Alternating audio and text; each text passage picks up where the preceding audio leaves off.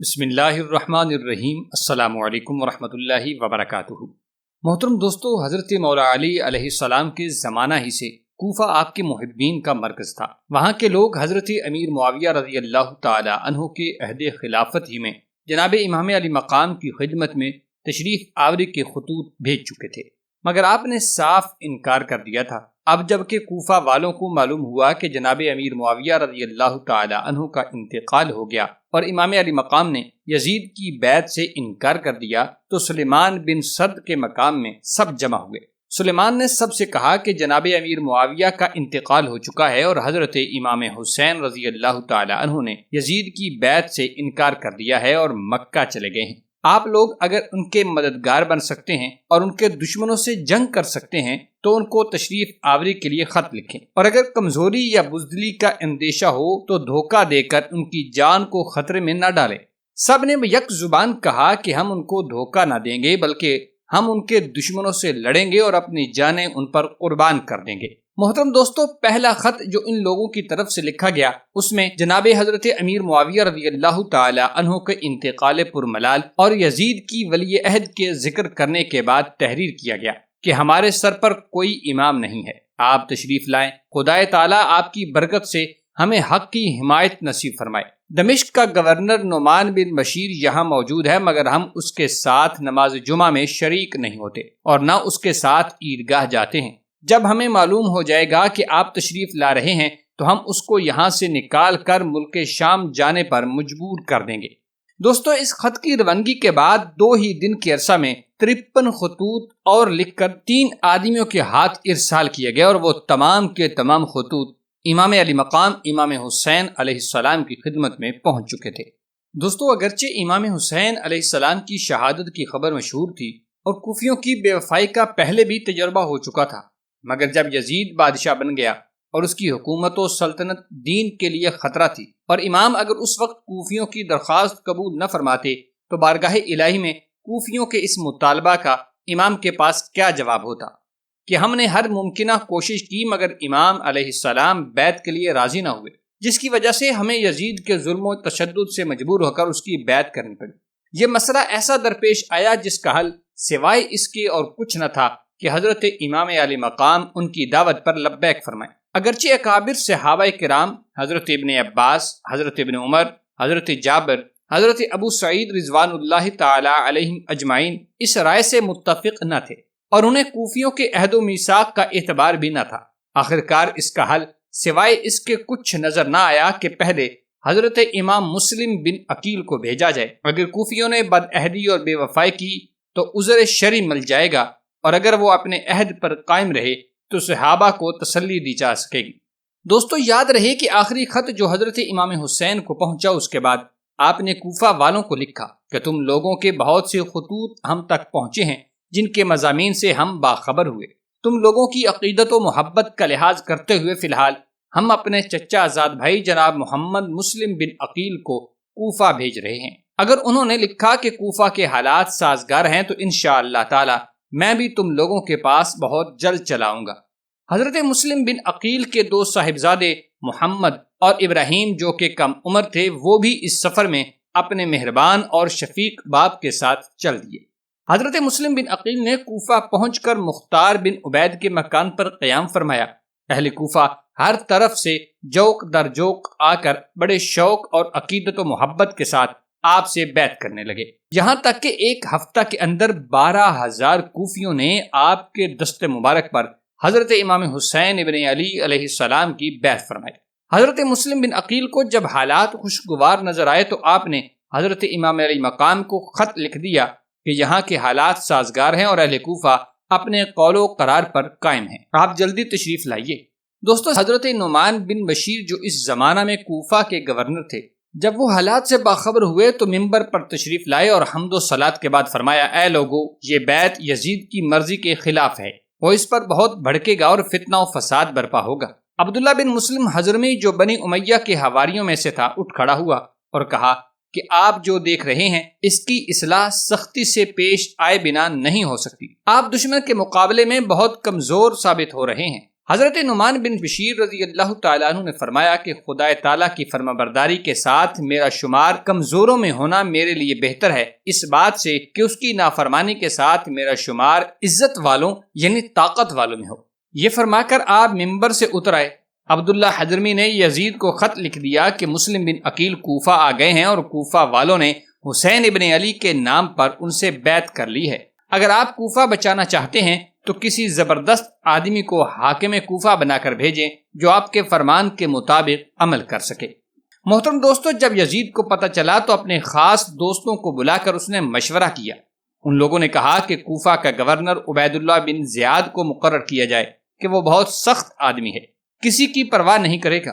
یزید نے ان لوگوں کے مشورہ پر عمل کیا، کوفہ کے سابق گورنر حضرت نعمان بن بشیر کو معزول کر دیا اور عبید اللہ ابن زیاد جو بصرہ کا گورنر تھا اسے کوفہ کا بھی گورنر بنا دیا اور حکم دیا کہ وہ فوراً کوفہ پہنچ جائے اور مسلم بن عقیل کو گرفتار کر کے شہر بدر کر دے یا پھر قتل کر ڈالے، اور حسین ابن علی آئیں تو ان سے بھی میری بیعت طلب کرنا، اور اگر وہ بیعت کر لیں تو بہتر، ورنہ ان کو بھی نعوذ باللہ قتل کر دینا۔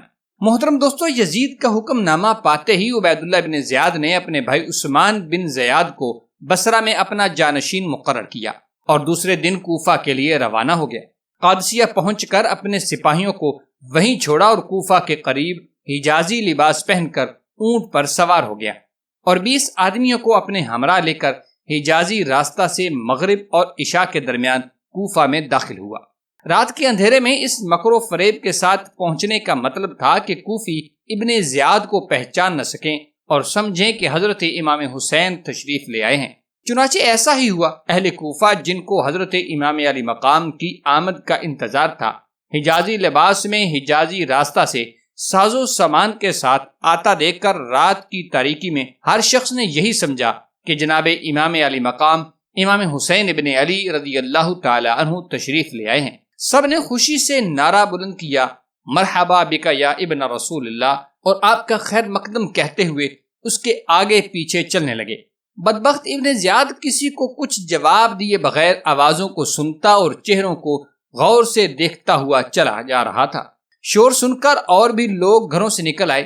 جب مجمع بہت زیادہ ہو گیا اور نوبت یہاں تک پہنچی کہ راہ چلنے میں رکاوٹ پیدا ہونے لگی تو اس وقت مسلم بن عمر باہلی جو ابن زیاد کے ساتھ تھا اس نے پکار کر کہا، راستہ چھوڑ دو، یہ امیر عبید اللہ ابن زیاد ہیں۔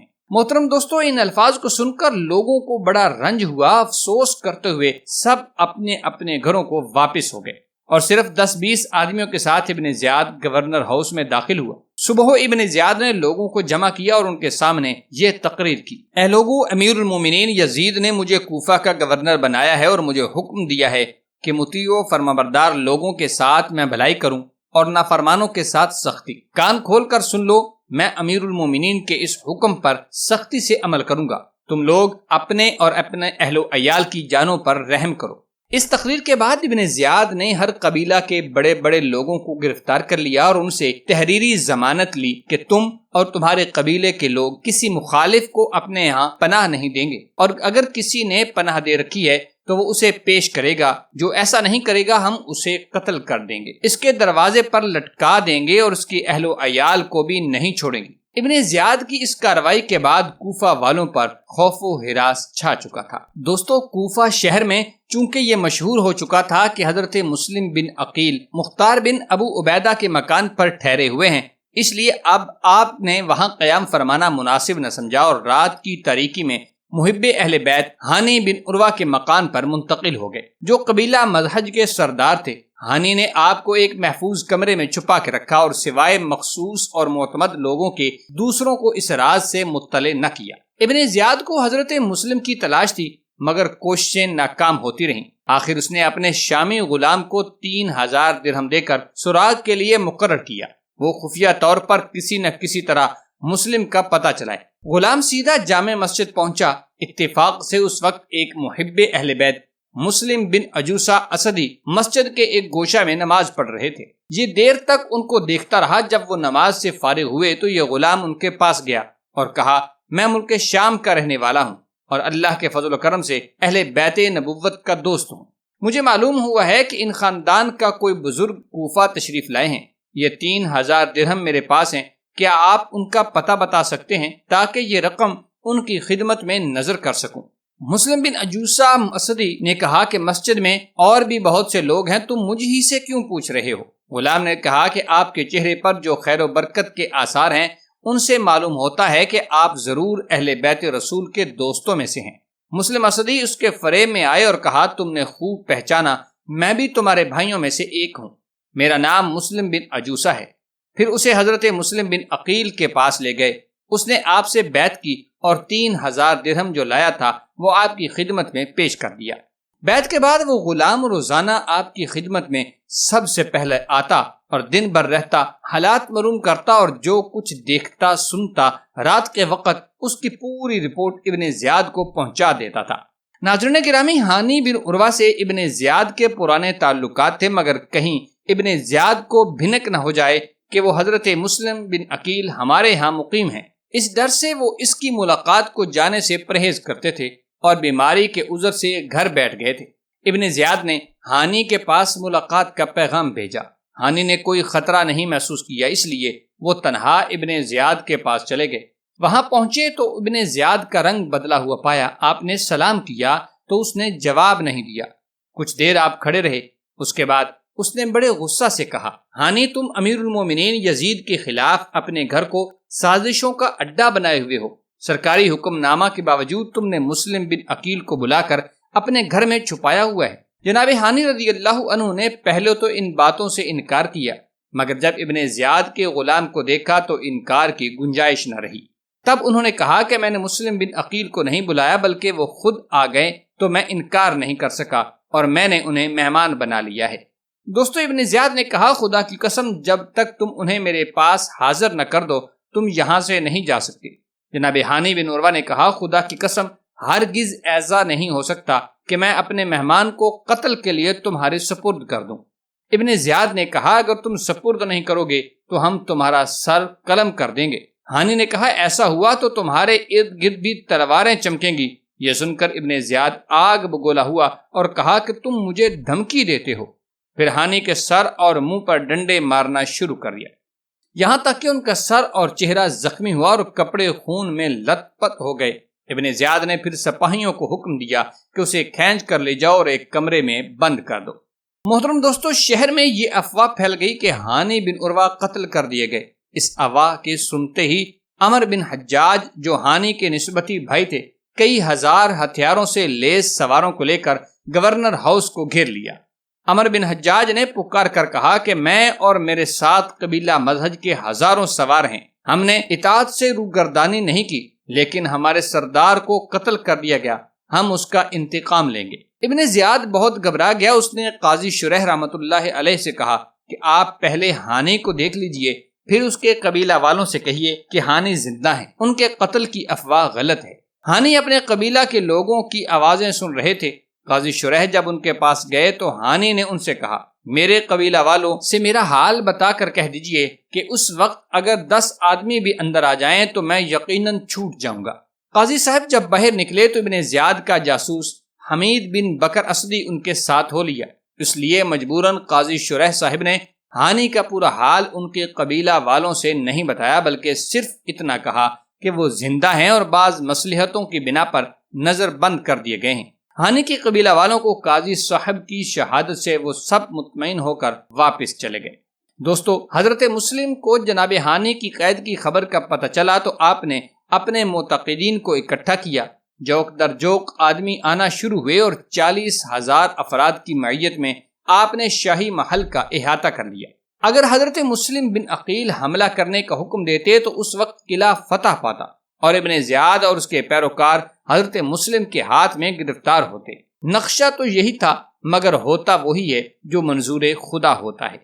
حضرت مسلم نے قلعہ کا احاطہ تو کر لیا، مگر آپ نے اپنے لشکر کو حملے کا حکم نہیں دیا اور آپ نے انتظار فرمایا کہ پہلے گفتگو سے معاملہ سلجھایا جائے اور صلح کی صورت پیدا ہو سکے تو مسلمانوں نے خون ریزی نہ ہونے دی جائے۔ دشمن نے اس وقفہ سے فائدہ اور اٹھایا اور کوفہ کے رؤساء اور عمائدین، جن کو ابن زیاد نے پہلے سے قلعہ میں بند کر رکھا تھا، انہیں مجبور کیا کہ وہ اپنے رشتہ داروں اور زیر اثر لوگوں کو مجبور کر کے حضرت مسلم کی جماعت سے علیحدہ کریں۔ یہ لوگ ابن زیاد کے ہاتھ میں قید تھے، وہ موت کے خوف سے گھبرا اٹھے اور انہوں نے قلعہ کی دیوار پر چڑھ کر اپنے متعلقین اور متوسلین سے گفتگو کی اور انہیں حضرت مسلم کی رفاقت چھوڑ دینے پر انتہا درجے کا زور دیا اور بتایا کہ اگر تم نے بات نہ مانی تو یزید ناپاک طینت تمہارے بچہ کو قتل کر ڈالے گا، تمہارے مال لٹوائے گا، تمہاری جاگیریں اور مکان ضبط ہو جائیں گی اور ہم جو ابن زیاد کی قید میں ہیں قلعہ کے اندر مارے جائیں گے۔ اپنے انجام پر نظر ڈالو، ہمارے حال پر رحم کرو، اپنے اپنے گھروں کو چلے جاؤ۔ محترم دوستو، یوں تو ابن زیاد کا یہ حیلہ کامیاب ہوا اور حضرت مسلم کا لشکر منتشر ہونے لگا، یہاں تک کہ حضرت مسلم نے مسجد کوفہ میں جس وقت مغرب کی نماز شروع کی تو آپ کے ساتھ 500 آدمی تھے، اور جب آپ نماز سے فارغ ہوئے تو آپ کے ساتھ ایک بھی نہ تھا۔ کوفہ والوں نے حضرت مسلم کو چھوڑنے سے پہلے غیرت و حمیت سے لا تعلقی کا اظہار کیا اور انہیں ذرا پرواہ نہ ہوئی، اور قیامت تک اس بزدلانہ بے مروتی اور نامردی سے وہ رسوائے زمانہ ہوں گے۔ حضرت مسلم اس غربت و مسافرت میں تنہا تھے، کدھر جائیں، کہاں قیام کریں۔ حیرت ہے کہ کوفہ کے تمام مہمان خانوں کے دروازے بھی مقفل تھے۔ اس وقت حضرت مسلم بن عقیل رضی اللہ تعالی عنہ کو امام علی مقام امام حسین کی یاد آتی ہے اور دل تڑپا دیتی ہے۔ وہ سوچتے ہیں کہ میں نے تو جناب امام کو تشریف آوری کے خط بھی لکھ دیا اور اس بدعہد قوم کی جھوٹی عقیدت کا دلکش منظر بھی تحریر کیا اور تشریف آوری پر زور دیا ہے۔ یقیناً جناب امام میری التجا رد نہ فرمائیں گے اور اطمینان کے ساتھ اہل و عیال سمیت چل پڑے ہوں گے۔ یہ غم الگ دل کو گھائل کر رہا تھا۔ دوستو، ادھر حضرت مسلم اس پریشانی کی عالم میں رات کے اندھیرے میں یوں ہی چلے جا رہے تھے کہ ایک عورت اپنے دروازے پر بیٹھی ہوئی نظر آئی جو اپنے بیٹے کا انتظار کر رہی تھی۔ تاریخ میں اس کا نام طوع بتایا گیا ہے۔ جناب مسلم نے اس سے پینے کے لیے پانی مانگا۔ اس نیک عورت نے آپ کو پانی پلایا تو پوچھا، آپ کون ہیں اور ان معصوم اور پھول جیسے بچوں کے ساتھ رات کے اس وقت کیوں پریشان گھوم رہے ہیں؟ تو جناب آپ نے فرمایا، اے اللہ کی بندی، میرا اس شہر میں کوئی گھر نہیں، میں عرب کا ایک مسافر ہوں، حسین ابن علی کا بھائی ہوں اور سخت مصیبت میں مبتلا ہوں، کیا تم مجھے پناہ دے سکتی ہو؟ شاید میں کبھی اس کا بدلہ دے سکوں، ورنہ اللہ اور رسول تمہیں اس کا بہترین اجر عطا فرمائیں گے۔ دوستو، عورت نے حیران ہو کر دریافت کیا کہ محمد مسلم آپ ہی ہیں؟ فرمایا، ہاں میں وہی ہوں۔ اتنا سننا تھا کہ وہ آپ کو مکان کے اندر لے گئی اور اپنے خاص کمرہ میں آپ کے لیے فرش بچھا دیا، پھر کھانا لائی مگر آپ نے کھانا تناول نہ فرمایا۔ تھوڑی دیر بعد اس کا لڑکا آیا جو شرابی اور آوارہ قسم کا تھا۔ جب اس کو ماں کے خاص کمرہ میں موجود مسلم بن عقیل کے بارے پتہ چلا تو انعام کے لالچ میں اس نے فوراً ابن زیاد کو بتا دیا کہ مسلم بن عقیل اپنے بچوں سمیت ہمارے گھر میں موجود ہیں۔ محترم دوستو، ابن زیاد نے محمد بن اشعث کی سربراہی میں فوج کا ایک دستہ جناب مسلم کی گرفتاری کے لیے بھیج دیا۔ حضرت مسلم نے جب گھوڑوں کے ٹاپوں کی آواز سنی تو سمجھ گئے کہ فوج میری گرفتاری کے لیے آ گئی ہے۔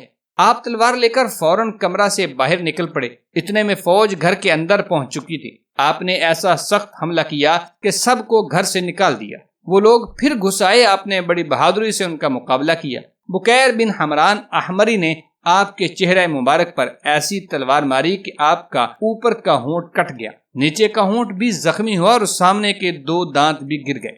دوستو، جب دشمن کو یقین ہو گیا کہ اس طرح ان پر قابو پانا مشکل ہے تو محمد بن اشعث نے پکار کر کہا کہ آپ کے لیے امان ہے، مگر آپ نے جنگ جاری رکھی اور رجز پڑنے لگے کہ مجھے اس بات کا اندیشہ ہے کہ مجھ سے جھوٹ بولیں گے یا مجھے دھوکہ دیں گے۔ محمد بن اشعث نے کہا کہ نہیں، آپ سے جھوٹ نہیں بولا جائے گا اور نہ ہی آپ کو دھوکہ دیا جائے گا۔ دوستو، حضرت مسلم زخموں سے چور تھے اور مکان کی ایک دیوار سے ٹیک لگا کر کھڑے ہو گئے۔ ابن اشعث ان کے پاس آ کر کہنے لگا کہ امان ہے۔ حضرت مسلم نے فرمایا، دیکھو تم لوگوں نے مجھے امان دی ہے، اس لیے میں اپنی تلوار میان میں کر لیتا ہوں۔ اگر تم لوگ مجھے امان نہ دیتے تو میں اپنے آپ کو تمہارے حوالے ہرگز نہ کرتا۔ اتنے میں ایک سواری لائی گئی جس پر جناب مسلم کو بٹھایا اور گورنر ہاؤس کی طرف چل دیے۔ راستے میں آپ کی تلوار کمر سے نکال لی گئی تو آپ زندگی سے مایوس ہو گئے اور فرمایا، یہ پہلی غداری ہے۔ ابن اشعث نے کہا، مجھے امید ہے کہ آپ کے ساتھ کوئی خطرہ نہیں پیش آئے گا۔ آپ نے فرمایا، جو تم نے امان دی تھی وہ کہاں گئی؟ پھر انا للہ و انا الیہ راجعون کہا اور رونے لگے۔ ایک کوفی بولا کہ جس کام اور مقصد کے لیے تم کھڑے ہوئے تھے اسے خطرہ میں دیکھ کر رونا نہیں چاہیے۔ آپ نے فرمایا اللہ کی قسم میں اپنی جان کے لیے نہیں رو رہا بلکہ میں نواسہ رسول جناب حضرت امام حسین اور ان کی اولاد کے لیے رو رہا ہوں۔ محترم ناظرین، محمد بن اشعث آپ کو لیے ہوئے گورنر ہاؤس پہنچا، آپ کو بٹھایا اور خود ابن زیاد کے پاس گیا، اس سے لڑائی کا سارا حال بیان کیا اور حضرت مسلم کو امان دینے کا بھی ذکر کیا۔ ابن زیاد لعین نے کہا کہ تم ایمان دینے والے کون ہوتے ہو؟ ہم نے تمہیں گرفتار کرنے کے لیے بھیجا تھا، امان دینے کے لیے نہیں بھیجا۔ اب ابن اشعث میں کچھ بولنے کی جرت نہ ہوئی، وہ چپ ہو گیا۔ حضرت مسلم جب گورنر ہاؤس کے دروازے پر تھے، آپ بہت پیاسے تھے، فرمایا مجھے تھوڑا سا پانی پلا دو۔ تو مسلم بن عمر باہری خبیث نے کہا اس میں سے ایک بوند بھی تم کو نہیں ملے گی، مگر عمارہ بن عقبہ نے اپنے غلام سے کہا کہ مسلم کو پانی پلا دے۔ جب وہ کٹورے میں پانی بھر کر لایا اور آپ نے اس سے پینا چاہا تو منہ سے خون بہنے لگا اور پانی رنگین ہو گیا۔ دوستو 2 بار اسی طرح ہوا، تیسری دفعہ 2 دانت ٹوٹ کر کٹورے میں گر گئے۔ آپ نے کٹورا رکھ دیا اور فرمایا معلوم ہوتا ہے کہ اب پانی میری قسمت سے اٹھ چکا۔ اتنی دیر میں ابن زیاد کا آدمی آپ کو لینے کے لیے آیا۔ جب آپ ابن زیاد کے پاس پہنچے تو دستور کے مطابق آپ نے اس کو سلام نہ کیا۔ ابن زیاد نے آپ کو ہر طرح کا لالچ دے کر اور ڈرا دھمکا کر مجبوراً بیعت یزید کرنے کا کہا، مگر جناب مسلم بن عقیل رحمۃ اللہ تعالی علیہ نے انکار کر دیا اور فرمایا کہ جسم تو کٹ سکتا ہے مگر یزید جیسے فاسق کی بیعت نہیں کر سکتا۔ تب ابن زیاد نے کہا کہ اب تم بچ نہیں سکتے، قتل کر دیے جاؤ گے۔ آپ نے فرمایا اچھا مجھے اتنا موقع دو کہ میں کچھ وصیت کر دوں۔ جناب محمد مسلم بن عقیل رضی اللہ تعالیٰ عنہ نے فرمایا میں نے کوفہ میں فلاں شخص سے 700 درہم قرض لیا، میرا گھوڑا اور دیگر سامان بیچ کر تم اسے ادا کر دینا، اور یہ کہ قتل کے بعد میری لاش کو دفن کرنا۔ میرے 2 بچے جو تھوڑی دیر میں یتیم ہو جائیں گے ان کو امام حسین کے پاس مکہ پہنچا دینا، اور ایک یہ کہ حضرت امام حسین کے پاس کسی کو بھیج کر میرے واقعے کی اطلاع کر دینا تاکہ وہ واپس چلے جائیں، اور آخر میں مجھے 2 رکعت نماز پڑھنے دے۔ جب جناب مسلم بن عقیل نے 2 رکعت نماز ادا کر لی تو ظالم ابن زیاد نے حکم دیا کہ اسے محل کی چھت پر لے جاؤ اور بری طرح قتل کرنے کے بعد سر کو دھڑ کے ساتھ نیچے گرا دو تاکہ ہڈیاں چکنا چور ہو جائیں۔ دوستو آپ رضی اللہ تعالیٰ عنہ نے ابن اشعث کی طرف دیکھ کر فرمایا کہ تو نے مجھے امان نہ دی ہوتی تو خدا کی قسم میں اس طرح اپنے آپ کو حوالے نہ کرتا۔ پھر آپ نے ابن زیاد سے کہا کہ اگر ہمارے اور تمہارے درمیان کچھ بھی قرابت ہوتی تو مجھے قتل نہ کرتا۔ محترم دوستو ظالم ابن زیاد نے بکیر بن حمران اصلی کو بلایا جس کی تلوار سے توا نامی عورت کے گھر میں آپ کا ہونٹ کٹا تھا۔ جب وہ آیا تو ابن زیاد نے اسے حکم دیا کہ شاہی محل کی چھت پر لے جا کر اس کا سر قلم کر دو۔ دوستو جب حضرت مسلم بن عقیل کو کوٹھے پر لے چلے تو آپ انتہائی صبر و سکون کے ساتھ تکبیر، استغفار اور درود شریف پڑھ رہے تھے، اور ساتھ میں یہ بھی کہہ رہے تھے کہ الہی ہمارا اور ان لوگوں کا انصاف تیرے ہاتھ ہے جنہوں نے ہمیں دھوکہ دیا، ہم سے جھوٹ بولے اور ہمیں ذلیل کیا۔ بکیر نے آپ کو شہید کر دیا اور سر مبارک کو جسم کے ساتھ چھت سے نیچے پھینک دیا۔ انا للہ و انا الیہ راجعون۔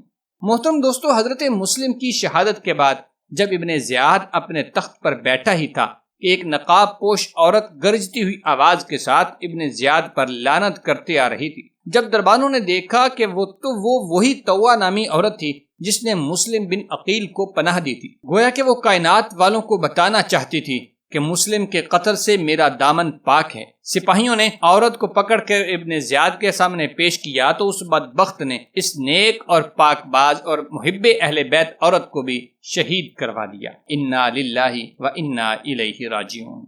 امید کرتے ہیں کہ آپ کو یہ معلوماتی ویڈیو ضرور پسند آئی ہوگی۔ ملتے ہیں کہ نئی ویڈیو کے ساتھ، تب تک کے لیے اللہ نگہبان۔